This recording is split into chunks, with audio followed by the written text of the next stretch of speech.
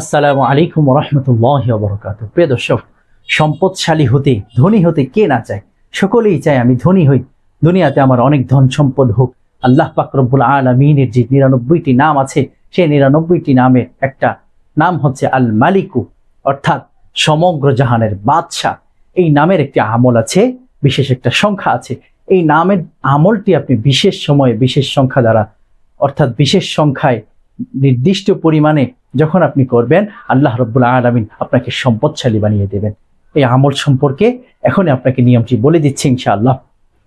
যে ব্যক্তি সূর্য পশ্চিম আকাশে হেলে পড়ার সময়, সূর্য যখন পশ্চিম আকাশে হেলে পড়বে, অর্থাৎ যে ব্যক্তি সূর্য পশ্চিম আকাশে হেলে পড়ার সময় 120 বার আল মালিকু পড়বে, আল্লাহ রাব্বুল আলামিন তার অন্তরকে পরিষ্কার করে দেবেন, তার অন্তরকে পরিচ্ছন্ন বানিয়ে দেবেন এবং তাকে সম্পদশালী বানিয়ে দেবেন। সুবহানাল্লাহ।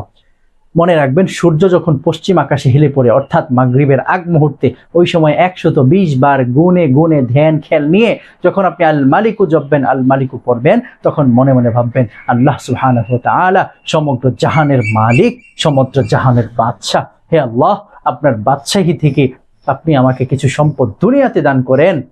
আল্লাহ রাব্বুল আলামিন আপনাকে এই নিয়ত করার দ্বারা আর এই নামে জিকির করার মাধ্যমে অবশ্যই আপনাকে সম্পদ দান করবেন। প্রিয় দর্শক, এখানে আমলটা শেষ নয়।